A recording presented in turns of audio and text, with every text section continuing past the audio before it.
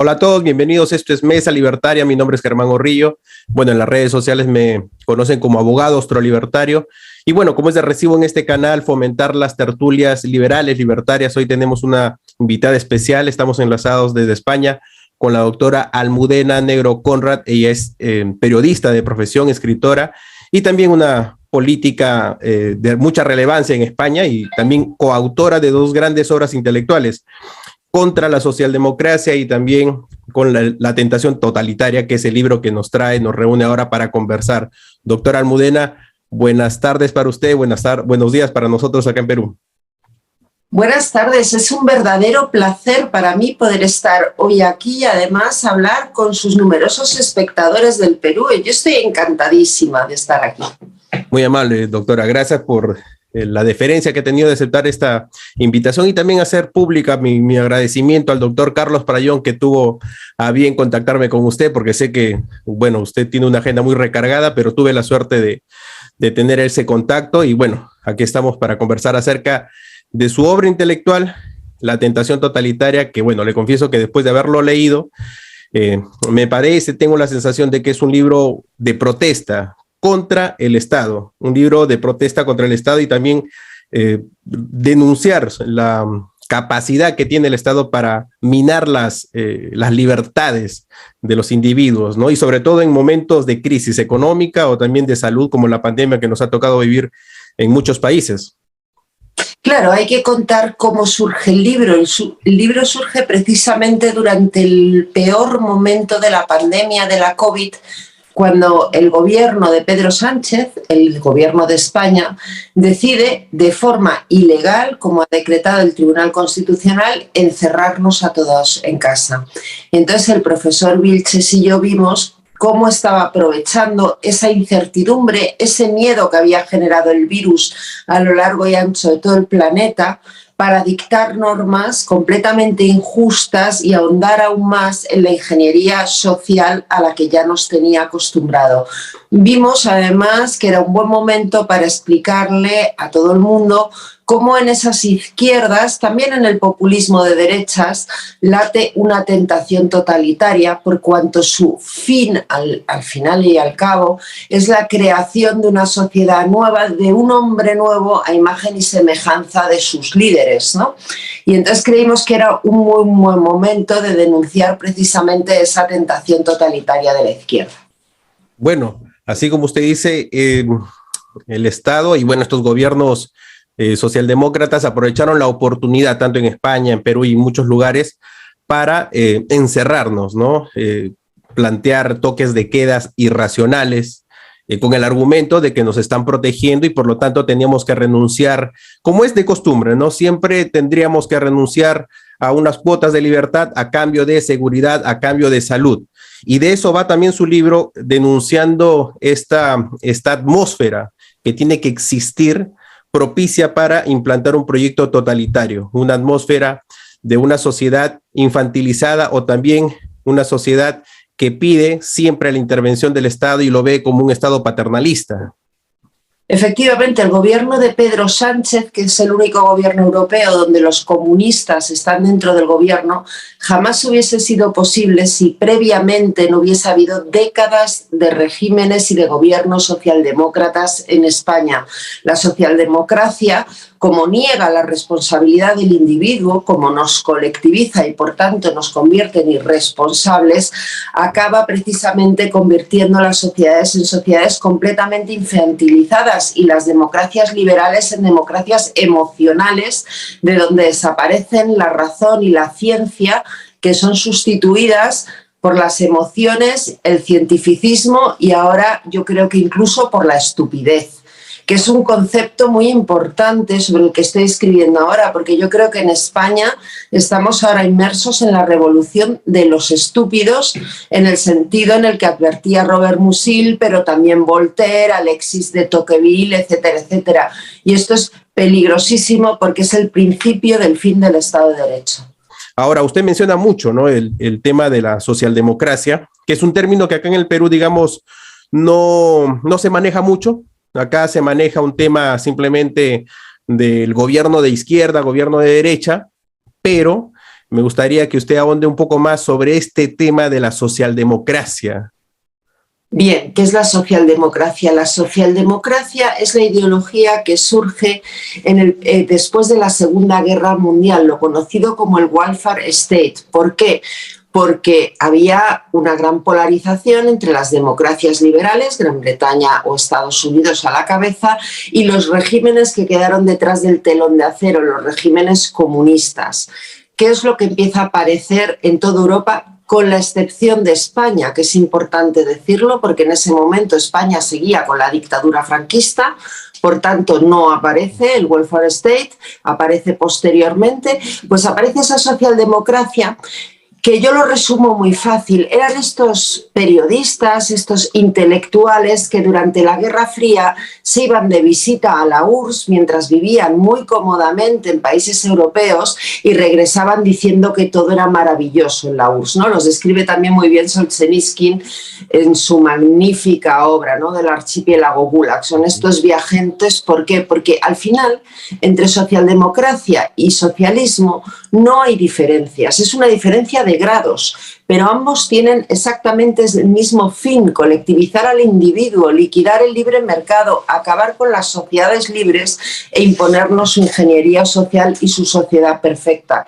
El socialdemócrata, como el socialista, promete el paraíso en esta tierra, cuando todos sabemos que el paraíso, si acaso, para quien crea en él, ¿verdad?, está en otro mundo, no en este. El socialismo básicamente hace eso: te promete el paraíso en esta tierra y a cambio, pues usted lo señalaba antes perfectamente, tiene que sacrificar seguridad por libertad.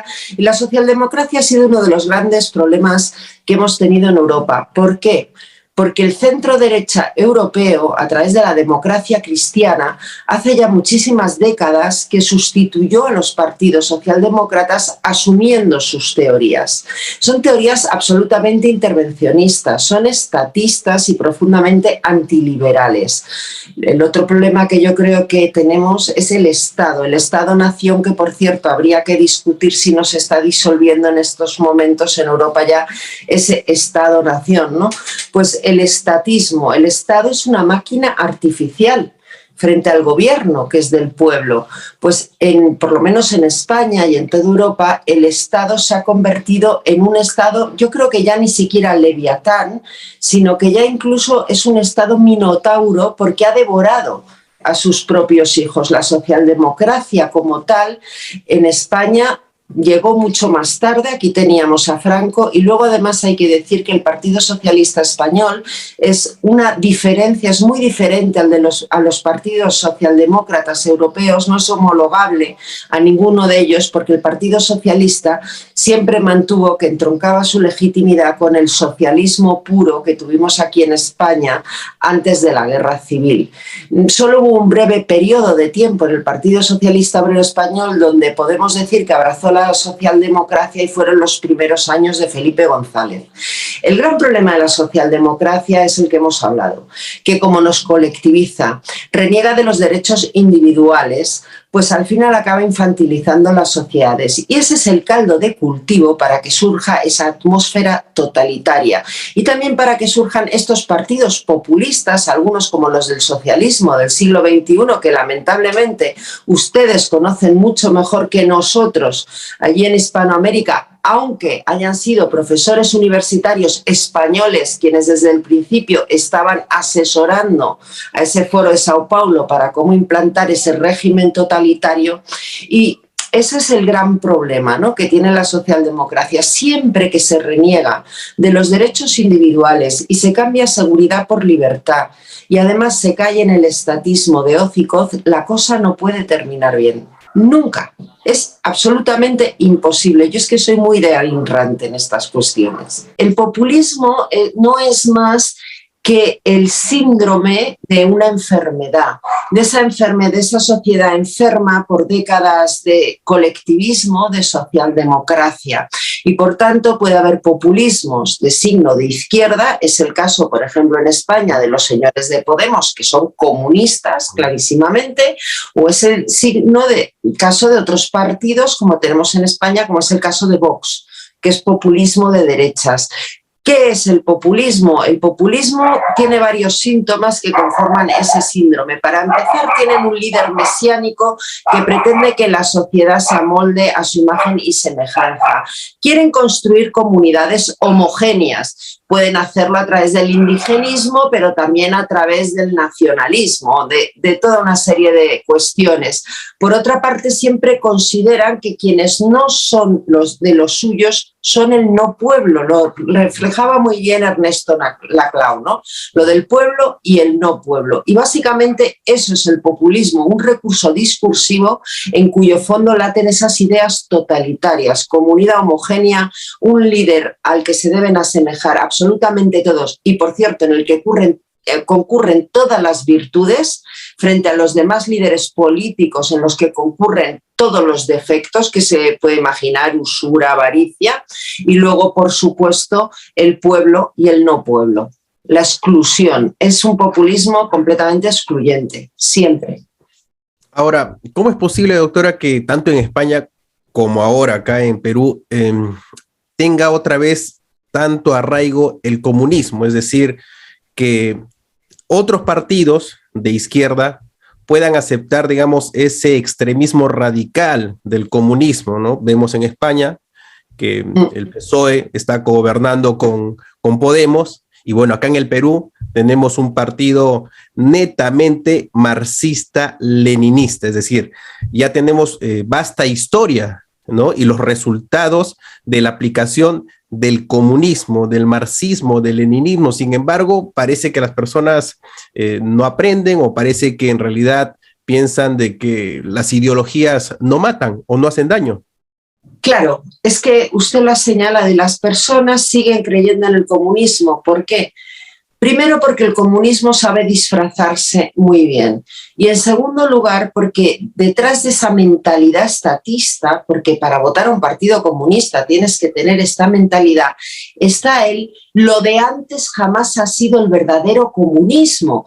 Estos que me están prometiendo ahora el paraíso en la tierra son los que de verdad lo van a conseguir. Esto ya lo tenía magníficamente descrito Jean-François Rebel en obras como El conocimiento inútil, ¿no?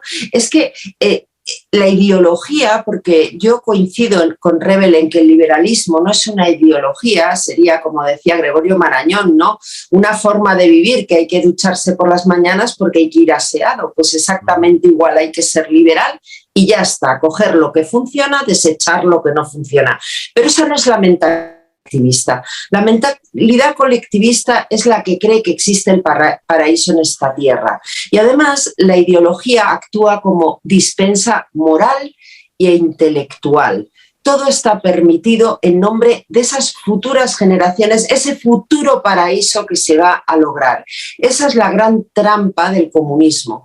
¿Por qué pueden volver los comunistas? Yo creo, en Europa, desde luego, por una cuestión. Aquí a nadie se le ocurriría decir que es nazi, porque se hizo el camino, el trabajo incluso psicológico, y de demostrarle a todo el mundo que el nacionalsocialismo era pernicioso. Y sin embargo, el comunismo, gracias a esos partidos socialdemócratas de los que hablábamos antes, esos señores que viajaban a la URSS y volvían diciendo que aquello era el paraíso, o que viajan a Cuba y vuelven diciendo que Cuba es el paraíso. Para llevar a cabo esta clase de proyectos totalitarios es necesario a veces estas figuras mesiánicas. Usted también en su libro habla sobre estos profetas, ¿no? Y caramba, a veces aparecen periódicamente. En España lo hemos visto con Pablo Iglesias, Monedero y otras figuras, y acá también en el Perú vemos otras figuras que en realidad siempre preconizan, ¿no? Como usted dice, pues la fórmula distinta de aplicación del comunismo, del socialismo. Efectivamente, aparecen profetas porque una de las características del socialismo, como promete el paraíso en esta tierra, es que actúa como una verdadera religión sustitutiva, y por tanto el comunismo tiene sus santos, sus mártires, sus dogmas, ¿verdad?, su propio catecismo, y entonces aparecen pues también los profetas. Pablo Iglesias, ese gran profeta de lo que iba a ser un gobierno estupendo que iba a convertir España en un oasis. Bueno, todos hemos visto, como siempre sucede con el comunismo, la realidad, ¿no?, que la cosa va en caída, estamos cayendo en picado en todo, en lo social, en lo político, en lo económico. Bueno, es lo habitual.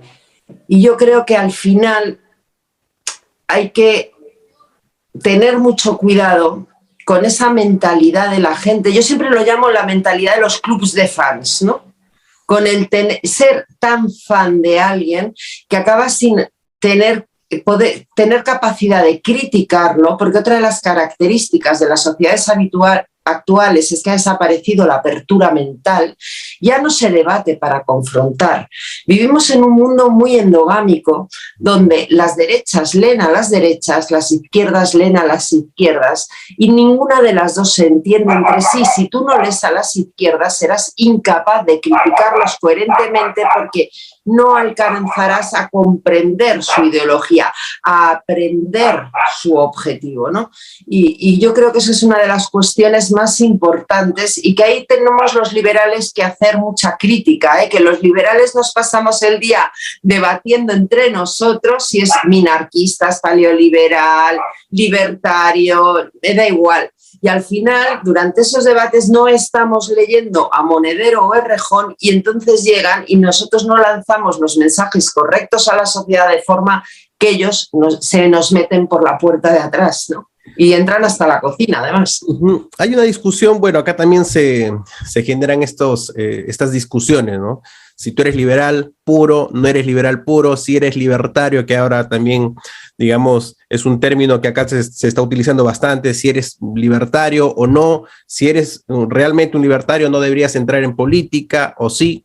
Pero bueno, yo considero que sí, que también se puede o se debe pasar del discurso literario político pues al discurso netamente político. En su caso, usted, bueno, adscribe al liberalismo, a la corriente de pensamiento del liberalismo, pero participa activamente en la política y es más, pertenece al partido PP.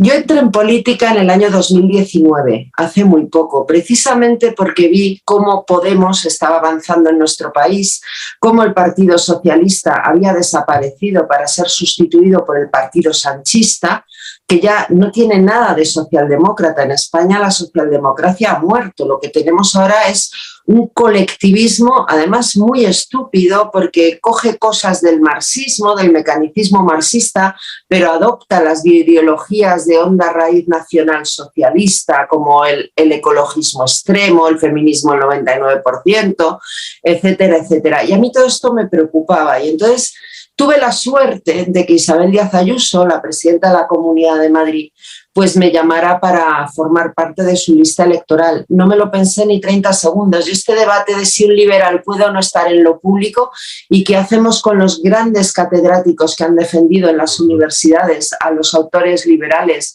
y que son catedráticos y por tanto funcionarios, es que me parece un debate absurdo. Yo creo que hay que defender esa forma de vivir, esa actitud ante la vida, allí donde estés. Y además es que hay otra cuestión, es que el espacio que tú no ocupas lo va a ocupar otro, y a lo mejor no tiene más ideas. Efectivamente, yo también coincido con lo que usted señala. El liberalismo no es un dogma de fe. El liberalismo, Margot Vargas Llosa también lo señala, que es una doctrina, no es una ideología de corte religioso. Por lo tanto, adscribir a esa corriente de pensamiento no te priva de participar en la política, y es más, cuando uno es liberal e ingresa a la política, pues es consciente. Y en algún momento le escuché a usted en una intervención decir que, bueno, el enemigo es el Estado. Perfecto, eres consciente de que el enemigo es el Estado y por lo tanto luchar para que ese enemigo no capte más o digamos no intervenga más en la vida de las personas. Efectivamente, cuando di esa conferencia no estaba en política, era periodista. De hecho, sigo siendo periodista. Para mí la política, el paso por la política es algo muy circunstancial y que no va a durar el resto de mi vida, desde luego. Pero es que esa discusión de que los liberales no pueden ir a la política y entonces le dejamos todo el campo al socialismo, ¿de verdad? Yo creo que no, yo lanzaría el mensaje justamente contrario. Ojalá en todos los partidos políticos hubiese muchísimos liberales, porque una vez que estás dentro puedes influir. y cambiarían muchas cosas. A mí estos liberales que se ponen académicos estupendos y dan lecciones porque tú estás en política, yo es que sinceramente creo que parten de la misma superioridad moral que parten los socialistas cuando nos niegan a los liberales el carnet de demócrata. No veo absolutamente ninguna diferencia. Ahora, lo ideal es que estén en política liberales, pero de corte racional, de la tradición anglosajona que también menciona en su libro, ¿no? No ese liberalismo constructivista que hace tanto daño y que, bueno, deviene en estos proyectos totalitarios. Eso también defiende su libro, esa clase de liberalismo anglosajón. Hombre, por supuesto, es el que yo defiendo. Yo que esté en política, quien quiera, ¿eh? Yo sí que no voy a negar la entrada a nadie, ni siquiera voy a negar el carnet de liberal a nadie, porque me parece lo más antiliberal que hay, ¿no? Eso de repartir carnets desde no sé qué superioridad moral. Pero efectivamente, ojalá hubiese muchos liberales anglosajones en todos los partidos políticos, en España, en Hispanoamérica, en Perú, en Argentina, en Brasil, donde usted quiera, porque eso cambiaría la política. Yo creo que los liberales tenemos que dejar de ponernos tan estupendamente académicos y a veces hay que bajar al barro, porque la lucha por la libertad se da desde muchos sitios. Y uno de los frentes, la primera línea de frente es la política.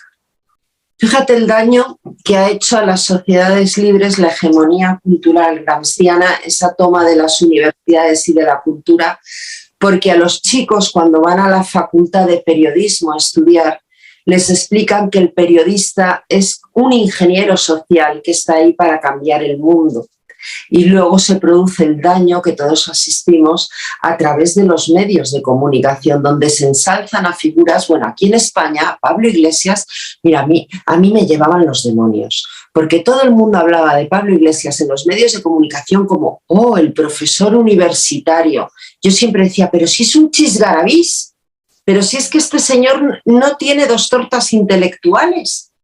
¿Pero por qué? Pues porque esas izquierdas que pueblan la facultad de periodismo y que luego pueblan los medios de comunicación, llegaron a convertirlo en un verdadero casi héroe de la política, ¿no? Cuando Podemos consigue escaños al Parlamento Europeo en el año, creo recordar, 2014. Es uno de los grandes problemas que tenemos, los medios de comunicación, que hay que empezar a decir que tienen que dejar de estar sujetos a concesiones administrativas y a publicidad institucional, para que todo aquel empresario que quiera montar un medio de comunicación y que quiera defender las ideas que quiera, pueda hacerlo, porque nos estamos encontrando, por lo menos en España, con un cierre total de los medios de comunicación a las ideas liberales. Lo más que te puedes encontrar son ideas conservadoras o demócrata cristianas. Uh-huh. Bueno, yo me acuerdo, porque también sigo mucho la realidad política de España, cuando apareció la figura de Pablo Iglesias, en realidad él era muy sincero con sus declaraciones. Él hablaba de expropiación. Claro, obviamente para él es democrático, ¿no? Democratizar los medios de comunicación, democratizar muchos ámbitos de la sociedad, las empresas, que está hablando pues de nacionalización, de estatización. Él era muy franco con estas cosas, con estas propuestas. Sin embargo, parece que los medios de comunicación no se escandalizaban. No se escandalizaban y no se lo querían creer, y además cuando algunos denunciábamos, este señor es como Hugo Chávez, el expropiese de Hugo Chávez, y además si llega os va a cerrar los medios, porque él ya lo ha escrito, quiere cerrar los medios, es que encima se metían con nosotros, porque no se lo quieren creer. ¿Por qué? Porque es una religión y la mayoría de los periodistas son creyentes de esa religión. ¿Cómo combatimos ahora la fe con la razón? Esa es la cuestión. Ahora, acá también sucede lo mismo con los medios de comunicación, que dependen mucho de la subvención del Estado. Por lo tanto, en algún momento pues sienten esa tentación de rendirse ante el proyecto que ofrece el gobierno de turno, sea un proyecto totalitario, comunista, leninista. Esa también es la triste realidad nuestra. Es un proyecto leninista, comunista, marxista. Saben muy bien los periodistas, sin embargo miran para otro lado y dicen no, eso no va a suceder. Pues porque hay muchos periodistas que se han creído esas teorías y que son creyentes y otros que simplemente quieren que sobrevivan sus medios, que dependen pues de la publicidad institucional. Y esa es la gran explicación, y con todo eso se monta la gran estafa al pueblo, porque es una gran estafa al pueblo. Se aprovechan de la infantilización de la sociedad para estafarlos. Y utilizan algunos mecanismos como la mentira, utilizan, Hombre, ¿no? claro, la mentira es una herramienta más en el comunismo, no está mal vista para nada, es más, es que pueden mentir. Lo que pasa que es verdad que los comunistas, fíjate, por lo menos en España, como señalaba usted antes, no suelen mentir, suelen decir la verdad. Los que luego suelen mentir, pero porque necesitan creerse esa religión que profesan, son los creyentes, no el líder. Nos ha pasado lo mismo en España con la banda terrorista ETA. Además, los comunistas tienen algo bueno, que es lo único bueno que tienen. Dios mío, qué escándalo, acabo de decir que tienen algo bueno. Sí, que todo lo ponen por escrito. Que de todo dan actas y todo queda por escrito. En actas interminables, con un lenguaje muy cursi, unos ladrillos que no hay quien se lea, pero todo está por escrito. Y lo que hay que hacer es leerlos para darse cuenta. Lamentablemente el liberalismo tiene mala propaganda. Lamentablemente el liberalismo lo ven como una ideología muy individualista, atomizada. Bueno, ¿Qué hacer para devolverle, digamos, al liberalismo ese prestigio que tuvo en siglos anteriores? Bueno, es que si tú le dices a un adolescente, hablamos de sociedades infantilizadas, repito, si tú le dices a un adolescente que prefieres irse a la piscina o ponerse a estudiar, me parece a mí que no va a apostar por el esfuerzo. Y el liberalismo se basa precisamente en el esfuerzo individual de cada uno, no en que vengan papá y mamá a hacerte la cena todas las noches, en este caso papá Estado. Es que el liberalismo es mucho menos cómodo que el socialismo o cualquier otro colectivismo. ¿Qué es lo que tenemos que hacer? Yo creo que tenemos que dar la batalla desde todos los sitios donde estemos aquellos que somos liberales. Y ojo, no es una batalla fácil, ¿eh? Me decía usted antes, es que aquí en Perú casi no hay liberales que se atrevan a dar el salto a la política. ¿Por qué hay que pagar un precio? Y yo creo que lo importante, si realmente creemos en la libertad, es estar dispuesto a pagar el precio, como lo paga el periodista liberal, en un mundo en que los medios de comunicación no son precisamente liberales. Exactamente igual, hay que estar dispuestos a pagar el precio. Yo que he pagado el precio, tanto como periodista como político, o sea, lo tengo todo, debo decir que merece y muy mucho la pena. Ahora, la hegemonía cultural es muy relevante para la gente de izquierda. Esa hegemonía cultural, pues, se afinca mucho en la educación. Es por eso que el Estado no suelta ese servicio y lo considera y lo vende de esa manera como si fuese pues un derecho que no puede ser mercantilizado, por lo tanto el Estado lo tiene que proveer, pero es una mera justificación para que el Estado introduzca esa ideología socialista. Hombre, por supuesto, una de las cuestiones de la hegemonía cultural es el entrismo en las universidades y en los colegios. Nosotros aquí en España ya somos como la gran caricatura de la hegemonía cultural. Tenemos un gobierno que acaba de decretar que no hay que estudiar los números romanos porque no son susceptibles de cálculo, han dicho ellos. Que no hay que estudiar la historia de España anterior a 1812, y anda que no hay historia de España anterior a 1812, porque ¿para qué? Que la memoria es fascista, que hay que estudiar matemáticas con perspectiva de género. Es decir, han conseguido lo que llevan buscando desde los años 80, en que tenían muy claro que lo que había que hacer era secuestrar el alma de los niños, y empezaron a destruir la educación pública, esa educación pública que funcionaba como ascensor social. ¿Por qué? Porque ellos buscan comunidades homogéneas. Y como quieren comunidades homogéneas, quieren escuelas donde no se enseñe a los chicos a pensar libremente, sino que se les enseñe qué es lo que deben de pensar. Con lo cual tenemos una educación pública completamente ideologizada y nuestros jóvenes van a ser incapaces de competir en un mundo globalizado, hasta el punto que en el nuevo proyecto de ley de universidades pretenden que el temario y los exámenes los elijan los alumnos. Así está en España. Hay que destruir, para lograr ese campo totalitario, para triunfar el totalitarismo, tiene que destruir el derecho y la educación. La educación ya está destruida y si hay derecho en España yo creo que es bastante discutible. Lo que hay es, diría Bastiat, despojo legal.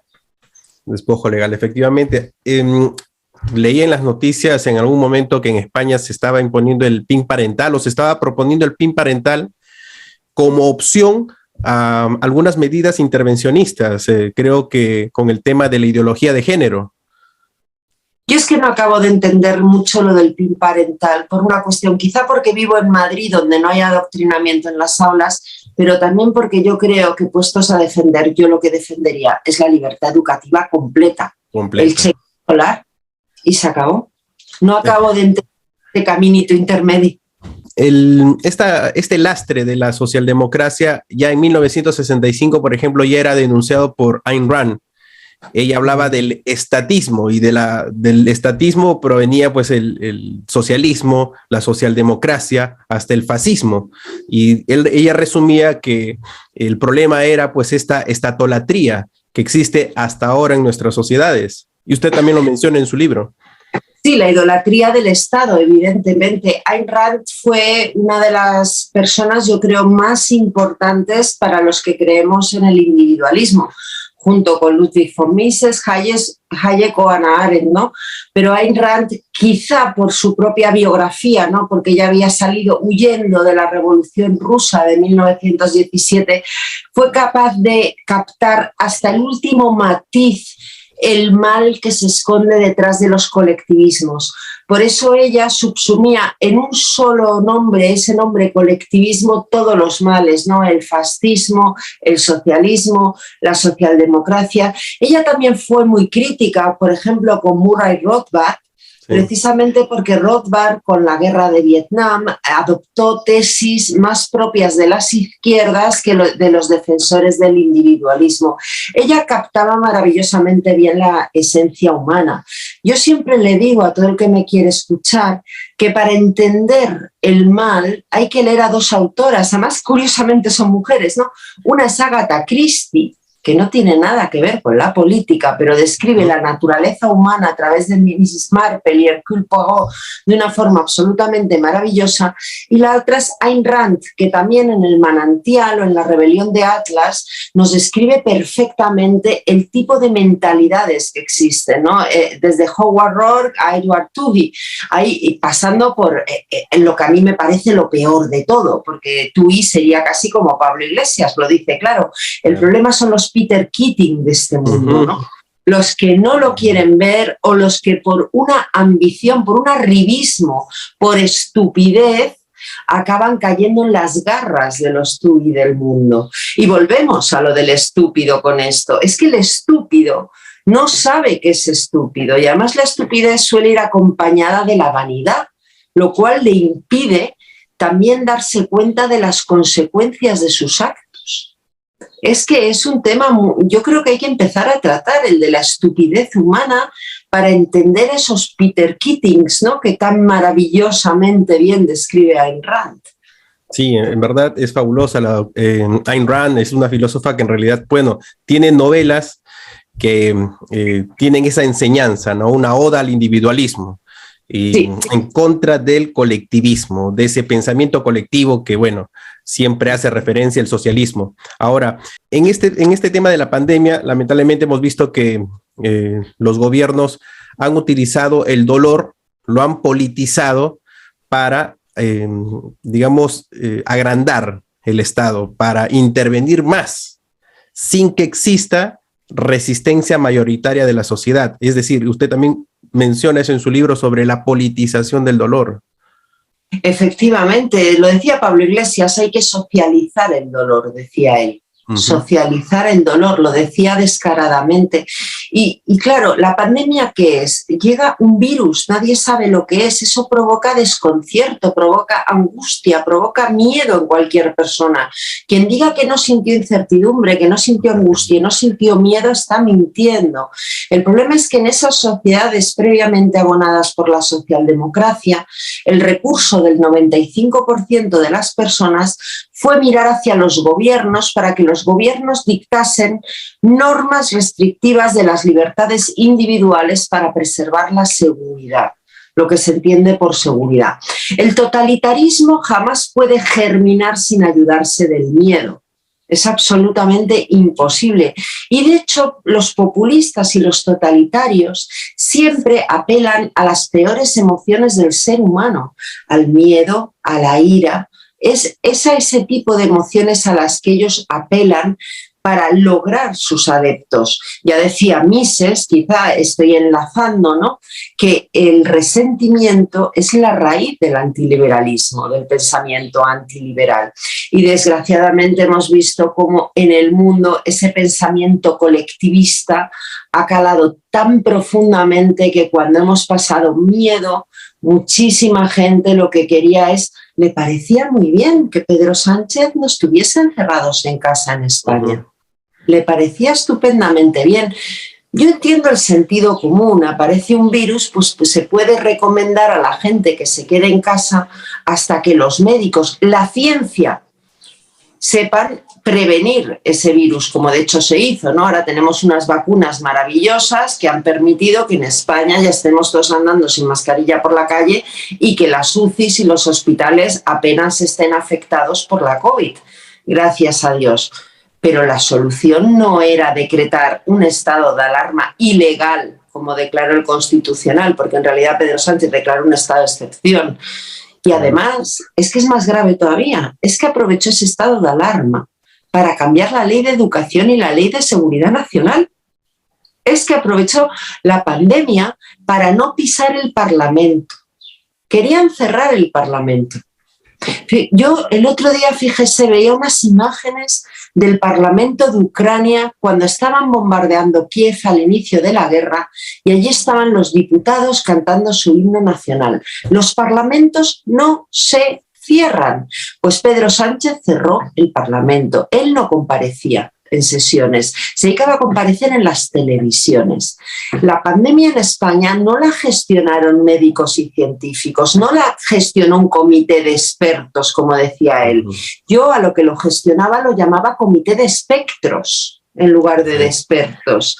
¿Por qué? Porque era mentira. Lo que tomaban eran decisiones políticas. Aprovecharon la pandemia para hacer su ingeniería social y las consecuencias las estamos viviendo hoy en día, ¿eh? Bueno, acá también ha sucedido algo similar, ¿no? A raíz de la pandemia, el Estado, el gobierno de turno, o los 3 gobiernos que hemos tenido dentro de la pandemia, presumen algo. 3 gobiernos. 3 gobiernos, lamentablemente, esa es la inestabilidad jurídica y política que tenemos ahora, y bueno, que estamos con un gobierno socialcomunista.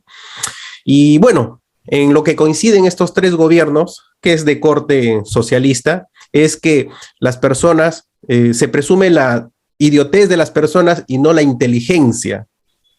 Eso también lo menciona el doctor Carlos Proyón en su libro, ¿no? Que es esa presunción de la idiotez, es decir, tú no sabes lo que quieres, tú no sabes cómo defenderte, tú no sabes cómo protegerte, por lo tanto, yo te voy a decir cómo es que tiene que manejarse la salud para que tú te salves de ese virus, de esa pandemia. Y además lo hacen con una frase maravillosa, que es: lo hacemos por tu bien. En España vas por la autopista, una recta de kilómetros y kilómetros, y aparece un cartel: control de velocidad, lo hacemos por tu bien. Mentira, lo hacen para cascarnos la multa de turno, porque es una recta kilométrica y casi todo el mundo pisa el acelerador. Pues yo creo que esa es la imagen perfecta de lo que acabas de describir tú desde el punto de vista político. Que no lo hacen por nuestro bien, no es verdad. No lo hacen por el Estado, el bienestar, lo hacen por el bienestar del Estado, es decir, por el bienestar de las oligarquías que haya en ese momento en el poder. Unas oligarquías que, por cierto, yo creo que ya se pueden empezar a explicar desde la ley de Hanlon, la de no atribuyas a la maldad lo que puedas atribuir a la estupidez, ¿no? Pero lo hacen por eso, porque el Estado ya se ha convertido en un minotauro que todo lo devora, absolutamente todo. Y lo peor de todo es esa tomadura de pelo de lo hacemos por tu bien. Y lo peor también es que hay mucha gente que lamentablemente se lo cree. y que cuando tiene un problema, en lugar de tratar de salir adelante por sus propios medios, actúa como un adolescente de esos que nunca hablan con sus padres, pero que cuando les pasa algo vienen llorando a casa para que mamá les solucione el problema, ¿no? Hay que madurar, necesitamos sociedades con mucha mayor madurez. Así es. Ahora, doctora, ¿qué es lo que se tiene que defender? ¿La democracia o la libertad? Porque también es un término que la izquierda se ha apropiado y utiliza pues el término de democracia para todo, democratizar, la democratización y bueno, todo lo que las decisiones que impone el Estado es democrático porque se basa en las votaciones, en la decisión de la mayoría, por lo tanto esa mayoría puede ser lo que le venga en gana. Yo creo que se tiene que defender ambas cosas y denunciar el democratismo, que es esa religión que han creado, que describió usted perfectamente, y que hay mucha gente que cree que un gobierno tiene el poder de hacer absolutamente cualquier cosa porque se le ha votado. Eso no es la democracia. La democracia es representación y separación de poderes. Un gobierno mañana que obtenga una grandísima mayoría absoluta y quiera liquidar el poder judicial, eso no es democracia, eso no es democrático.